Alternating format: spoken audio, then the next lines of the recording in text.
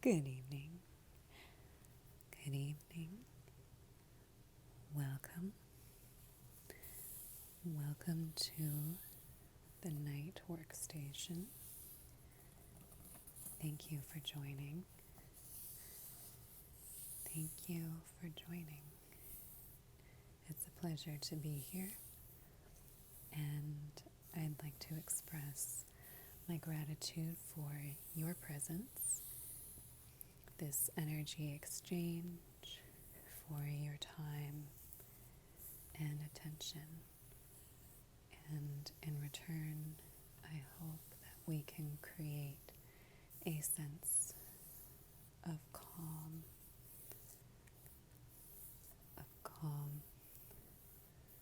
of peace,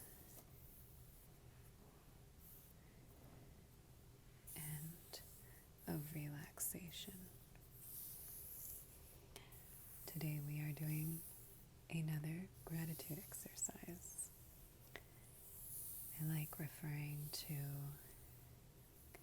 this practice as work or exercise because, like a muscle, it's something that we can continually nurture and develop to get stronger over time.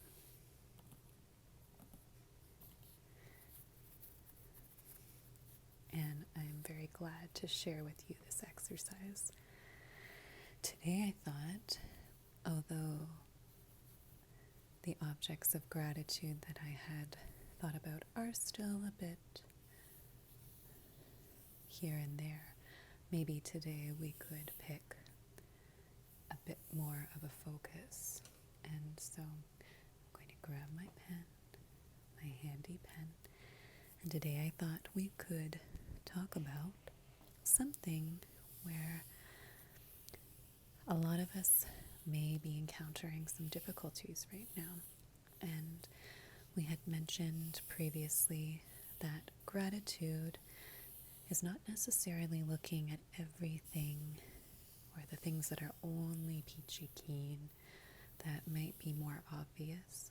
But it could involve obvious things, but it can also involve taking a situation that might be uncomfortable or undesirable and flipping it or looking at it in a way where we can see what can we take away from it, what can we learn, what can we possibly do to grow from this circumstance. So today I thought we would talk about things to be grateful for around physical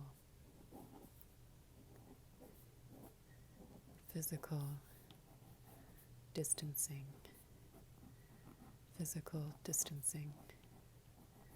or in general, some of the measures that are taking place during this pandemic. And depending on where you are, there may be different measures across the world. If you are in a place where physical distancing and things such as mask wearing, as keeping a certain amount of meters apart, perhaps limiting outings, limiting the number of people you interact with, there are going to be different restrictions depending on location and timing. This video is made in mid-November of 2020, and so some of what I or others are experiencing in November of 2020 may change. However, because many of us are engaged in some sort of distancing practices, at least our routines have changed to some extent. Many of us across the world, I thought we could look at this circumstance and say, what can we take from it? Or what are some ways, what are some silver linings that we might be able to find? Because I would say that on average, this cannot be fun at the very least, and a terrible inconvenience for many of us. And so I wish safety upon everyone and being able to meet our basic needs. And so I would like to focus on, I guess, some of the extracurricular, some of the things that we can do in our own company, things that we might be able to take advantage of during this time. And so I do wish safety and positive energy in your way. And let's get into some of the things that I've experienced in my own time that can be done and learned from in our own company during physical distancing. I think this is a good time and to learn a lot about self-care. I will not be going too in depth this video, but I think the next video I'd love to talk about self-care. This will never get old. This will never get, I think there will never be a lack of utility of learning how to care for ourselves and the way to bring out our best potential.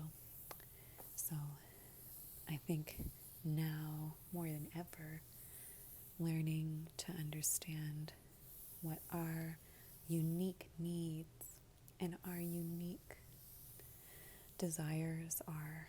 This is a good time for a reflection and to say, hey, I need a certain amount of sleep, for example, or maybe learning what foods suit your body,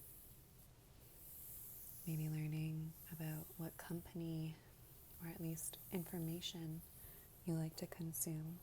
Sometimes there are certain messages in the news or media that can have a positive or a negative effect. We can reflect on how we like to consume information and even learning about what information we haven't exposed ourselves to and could.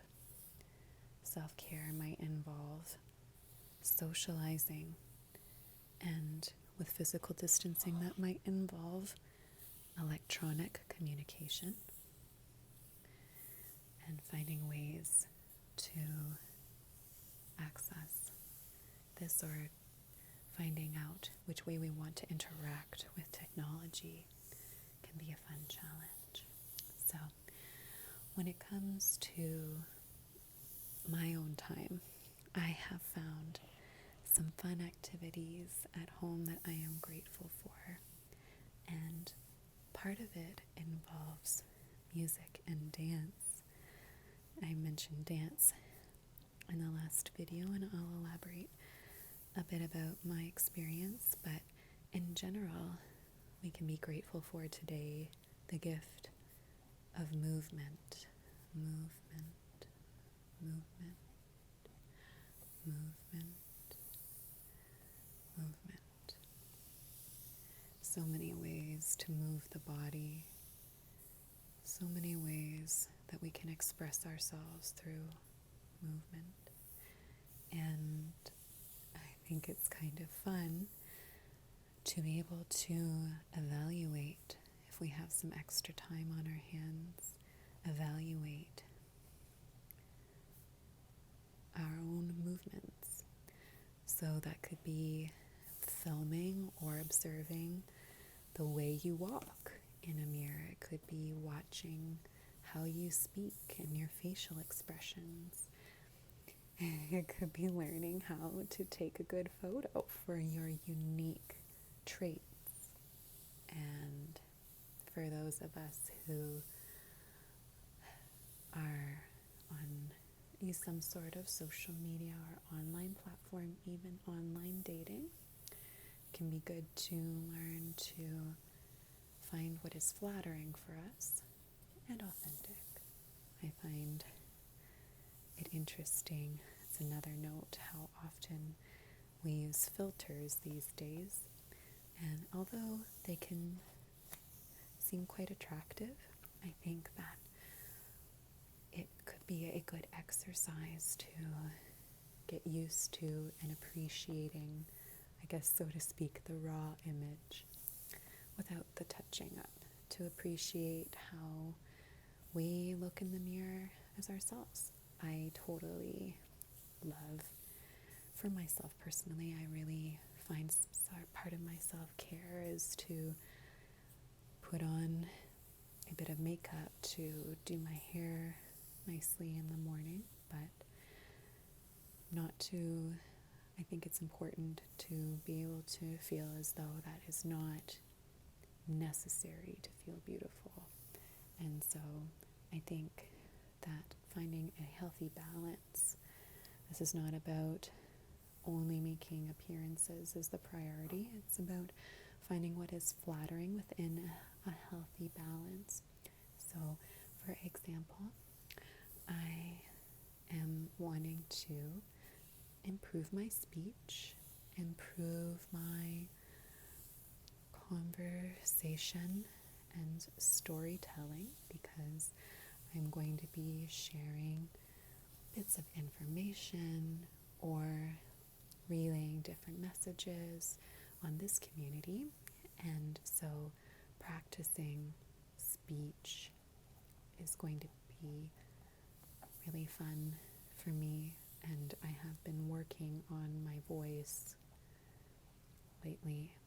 I noticed in practicing for ASMR, I noticed very quickly that when I tried whispering, it hurt quite a bit. I'm very impressed for those ASM artists that can whisper for long durations. I frankly have chosen to use soft-spoken in my videos for now because I find it to be easier on my voice, and even still I find it a bit difficult. So I am grateful for the information I have found. I consulted someone about how to protect the voice during filming for ASMR and for recording the voiceover, and basically I was told to moderate, to not go overboard, because those types of movements can be tough on the vocal cords. Basically, anytime we're allowing a lot of air to seep through the vocal cords, like if we're whispering a lot, or even with certain singing techniques, as I do enjoy to sing, might notice that the voice can get sore very quickly, and that can, to avoid that, it can involve strengthening the vocal cords. And so during this period of having some more solitude, working on speech, on voice, whether or not maybe singing indoors is not an option or something you don't like, but something you could do. But the fact that there are so many resources, and even just being able to look into a mirror, and there are so many books online about being a good speaker, on delivering good stories. There are a lot of resources. I liked the book Talking Like TED. I thought that was a good book because there are some incredible TED Talks out there, and this book reviews some speaking or storytelling techniques that speakers use, ways that they pull in their audience, that they engage their audience. So I think that is a fun point of attention, especially if we're going to be using the phone more often. Using the phone, I know many millennials and the youngest generations maybe are not so much a fan of the phone. I think other modes of communication like text, instant messaging, video clips, or things like Snapchat and Instagram, there might be different social media outlets where that seems to be a preferred means of communication. However, maybe I'm old school. I find the phone to be incredibly useful in having those increased communication cues. And that's where working on speech and delivery, working on our active listening skills, active listening skills. And there are books and resources on that. Never hurts to work on our communication. Sometimes listening can be even more important than speaking, but at the same time, we want our conversation partners to be able to receive what we have to say. And so learning to be a good conversationalist can be a great tool. And so I don't think there will be a time where communication is any less important. And I know lots of people have been having to do video chat these days, and I've heard it can be quite exhausting. But maybe perhaps in working on some techniques so that we feel more comfortable in front of the camera, and maybe just watching yourself in the mirror speak occasionally can be a helpful thing to do. So that's a long tangent for me saying I'm grateful for some of the opportunities I've had to kind of self-reflect and to be able to observe. When I speak, I notice that I squish up certain features on my face, and in some ways it can be endearing, and in other ways I don't particularly enjoy it as much. And so working on that, and even working and noticing, oh my goodness, seeing my posture. I wouldn't notice if I didn't see photos or had a snippet of me, and my goodness, this is a good time to work on posture. Never hurts. And I feel intuitively I'd have to have a bit more research, but I have a feeling that better posture leads to more ease with breathing and breath work, and even in sleep. So having an opportunity to work on posture is something. So this might sound so boring, and maybe it is. So one way, and I've expressed my love of games, we've talked about abs and we've talked about dance and movement. You don't have to post anything yourself, but something a friend and I have done is taken up a TikTok dance challenge. So they picked out a dance that they liked, and we video chatted and did the dance. And for I don't know how long the clip was, it might have been 12 seconds. It took us at least half an hour. It was difficult. And so even if you don't have a partner to do the challenge with, picking up on a trending dance or whatever dance you wish, that can be a lot of fun and satisfying. You don't have to be an amazing dancer. You don't necessarily even have to think of it as dancing. It's just another form of movement. There's so many interesting ways to move. Aggressive, soft, slow, fast. I really am very fascinated by people who can, oh my gosh, I have to find the word for it, but there's a way of dancing where a person can slide their feet around the room as if they're floating, and it's going up on one toe and sliding on the other, using either foot to balance, and the foot on its toe kind of moves around, and then switch, move around, switch, move around, and it just looks super cool. I can't seem to get it. So something that I like to do these days, I will tell you a bit of a A funny, maybe embarrassing habit that I've developed is I have this light that you can see the shade from right now. I will change its color. It's a multicolored light. And it's very convenient for these videos because I can choose a shade that I enjoy. There's the blue, green, pink, yellow, and I'll set the mood. I really like this blue-green color, but I'll set the mood that I want to set, and I will play some music, whatever my heart desires, and dance. Some days, depending on my mood, I might do just some basic movements, and other days I will go to town and really dance my heart out, working up a bit of a good sweat. And really it's for nobody, it's just for myself.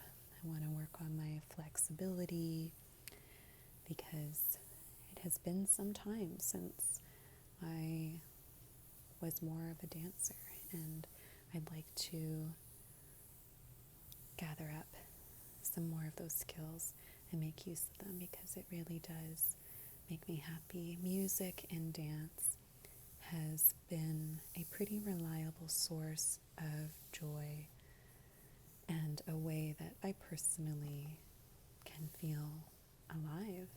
There are other things, of course, but those are two things that are reliable for me. I can share with you that there was a period of time where getting started in the morning was tough for me, and I found if I was feeling groggy, for example, or like there just wasn't a lot of inertia to get the day going, that starting out with some music that I enjoy, it could be slow to start and then building up the tempo, or maybe I'd want to start right out the gate with an energetic song, but music could just get me to start wiggling my fingers and my toes, bending the wrists and moving so that I would get out of bed and start my day in a good space, feeling a bit amped up, and so that could be really beneficial.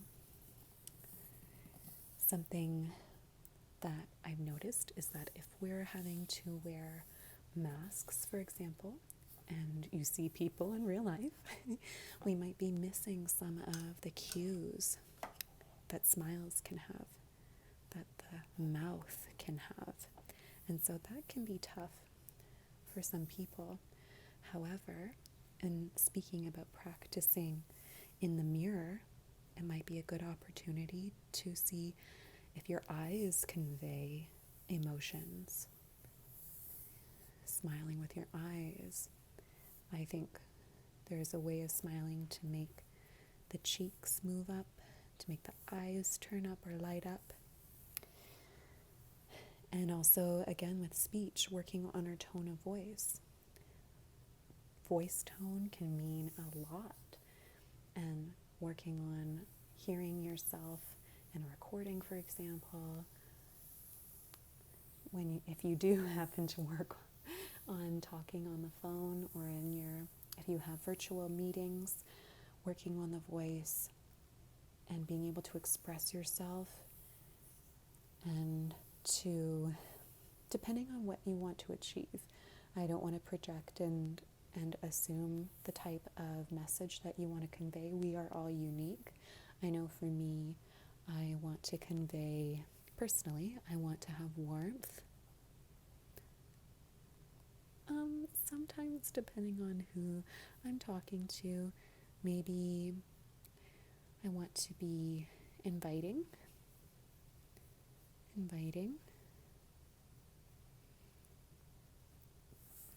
Might want to be professional.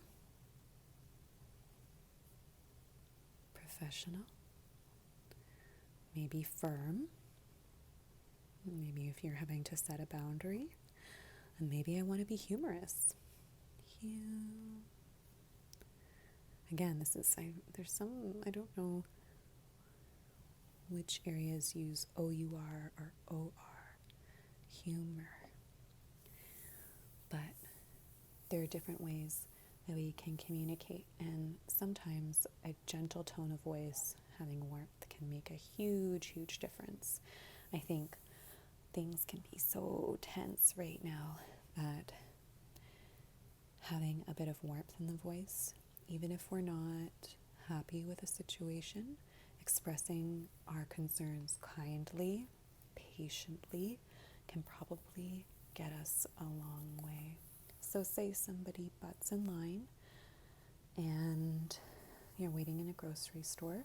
You may choose to not create conflict because in general it's a high tension situation. However, that might not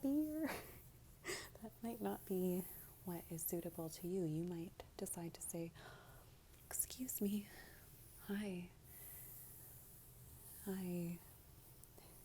I've been waiting in line here for a bit. I believe the line starts back here. Thank you. Sorry about that." Or, I tend to say sorry too much, so I don't want to influence other people to say sorry too much. However, if you are one to not say sorry, it could be a good exercise in that. However, there might be times where we do want to advocate for ourselves or for other people, and people are generally, I'd say, they can be more receptive to kind and warm tone of voice. If you were to be firm and say, heck you, line butter, and make a scene, I don't know if anyone's going to really be happy with that, including you. That might stress you out. You might get your spot back in the line, but you might regret the anger that you've expressed. It's okay to feel anger. Oh my gosh. Person butt in front of you, and maybe they did it intentionally, and that's not very nice. Of course, use your judgment. Make sure you're safe. This is a disclaimer. Please don't start fights. Please don't begin conflict if it's unsafe. That's not what I mean. I just mean, let's low stakes situation someone doesn't know, and someone innocently steps in line. Say, "Oh, I'm sorry. I hate to bother you. I'm waiting in line myself, and it starts behind me or behind this person. Yeah, the line started back here. Sorry about that. Thank you. That would really appreciate if we all kept in our order." I'm laughing because I'm very sucky, and that's maybe how I would say it. But that would be my tone of voice, I guess, similarly to how I'm speaking to you on camera. And I'm not saying it'll always work, and I'm not saying that's always the soft approach you should take at all, but I think when we want something, working on our tone of voice, however it is that we are, and to be concise. Oh my goodness. Concise sometimes can win the race. I laugh because I am notoriously non-concise. I am very, very verbose. I speak way, way, way too much. And so in storytelling, in telling stories like Talk with Ted, I am grateful to learn and for the feedback I've received. I had a friend, she would give me heck for how long my essays were. She would rip me apart and say, "Get to the point," in a loving way, of course, but she really gave me the gears for how long-winded my essays were. And so that is an area of growth for me. I'm grateful for that feedback. Did I just write story-like? I meant storytelling, but goes to show you multitasking isn't for everyone. So mentioning being concise, yes, for storytelling. So something in particular, I really like stand-up comedy, and so having an opportunity to look and research some stand-up comedy is something that's really enjoyable for me right now, something that can brighten my day, to laugh in your own company, to laugh at ourselves, and even some circumstances. Oh my gosh, the memes on social media. Oh my goodness, the memes are life. Memes, they might be on Reddit, on Instagram. I'm sure there are other platforms that you can find memes, but there are some hilarious memes reflecting things that are happening in culture right now. And so stand up or a funny show. I have a family member who, when they experienced some loss in their life, they expressed to me that one thing that got them through it was watching a comedy show. They watched the show that made them laugh reliably, and even though it could be a painful circumstance, that being able to have some humor in life can be so important. So let's say thank you to those mediums, the ability to laugh, the ability to make light of some things. And so when it came to storytelling, again, being very verbose and tangential, I think that's something I'd like to work on in this physical distancing time with more time to myself is how I deliver stories. And one thing I learned in my own research is that painting a picture, painting the scenery so that someone can imagine, they can see, they can hear, they can smell, and even imagine taste or touch of a situation, that they can learn qualities of the characters involved, and to build some sort of suspense and to have a satisfying conclusion or even a funny conclusion can be very rewarding. One thing that I am guilty of, and is ridiculous, but I could be so in my head, I might start a joke by bursting out laughing, ha ha ha ha ha ha, ha, thinking I'm so funny and laughing at myself. I genuinely am enjoying my memory of the circumstance, but if I'm sharing it with somebody, it kind of sets me up for failure, because I don't know that it's going to be nearly as funny to them, especially if I don't describe the joke or the event very well. So there's a comedian, Jerry Seinfeld, that said some of his worst sets ever were when he was introduced as, quote unquote, the greatest comedian of all time or in the whole world. And he said that I think essentially he was saying those performances would bomb because there was such a high expectation. And either I imagine he could feel pressure, or it'd be very difficult to live up to those expectations. So building suspense, building that rise in tension, that's something that we can all work on. There's I guess that's a big trend, right? We with a workout, there's a building, we warm up, and a building of intensity, maybe we reach a peak and we get a rest. With work, we start our day, we build up, and then we get a break. And then we build up and we finish the day. Whew. What a relief. And maybe that building of tension and the release is something that I never claimed to be an illustrator. That is something that we can work on in some of our solitude.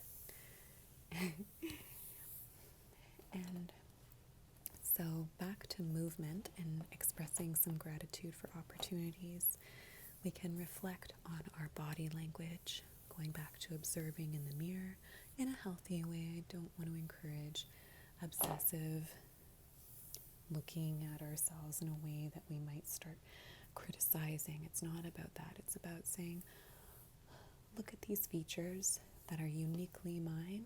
How can I maximize my potential? Oh, I really like when I smile this way. I want to do that more. Or I have really great eyebrows. Let me accentuate those. Or I like this, the way I laugh here. Or I really like the tone of my voice in this instance. Or, you know, I have a lot of strength, and I'd like to reflect that more in my posture. Or I notice I've been feeling some pain in my back, maybe working out some of the muscles, or as in getting, some self-massage or working on a posture might improve that. It's about moving into a healthy and helpful direction. Self-love, self-care. Yes. And so we can work on our facial expressions. I think that's so cool. It's such a way that we can show each other what we're feeling in a different means. In some ways, it can be kind of mysterious if we're having to wear masks.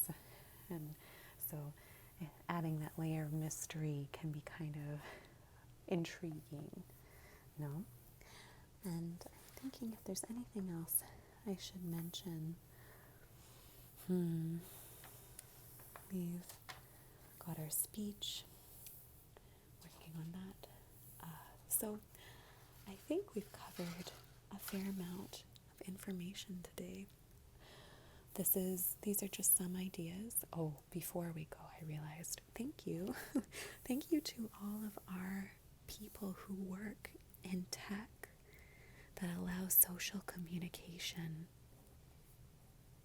and people who invent the memes, who post the memes, people who allow the internet to exist or allow the phone. Thank you to all the inventors of this technology. Thank you to the person who invented this camera and the microphone, and the people who built this with their hands, and the people who allow information to reach the audience members all across the world for different types of platforms. Thank you to the viewers. Thank you for everyone who shares information. My goodness, I feel really, really grateful today for the telephone, or for voice communication technology. I've used the phone my whole life. It was something I watched a loving family member do. They always communicated with friends, even if they were far away. They managed to maintain that social aspect of their life, and to this day I use it, especially now with social and physical distancing. I really cherish the time that I get to have the phone. I would love, of course, I really value in person. Nothing really beats that, but the telephone can make a major difference, and I'm so, so, so grateful for that.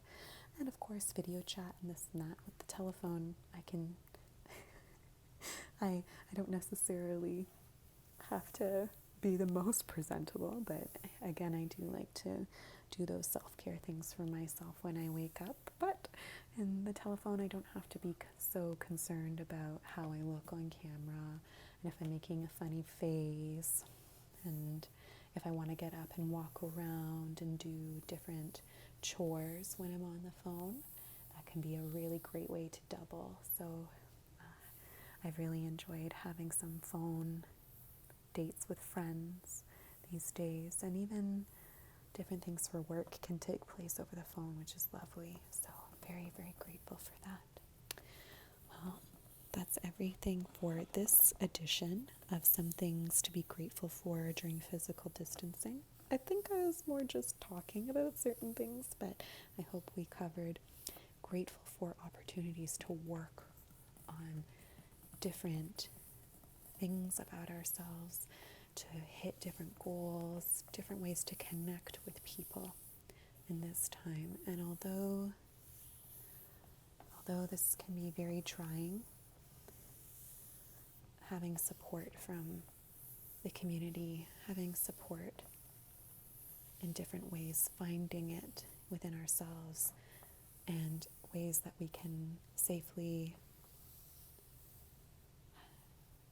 gain support from others can be very helpful during this time.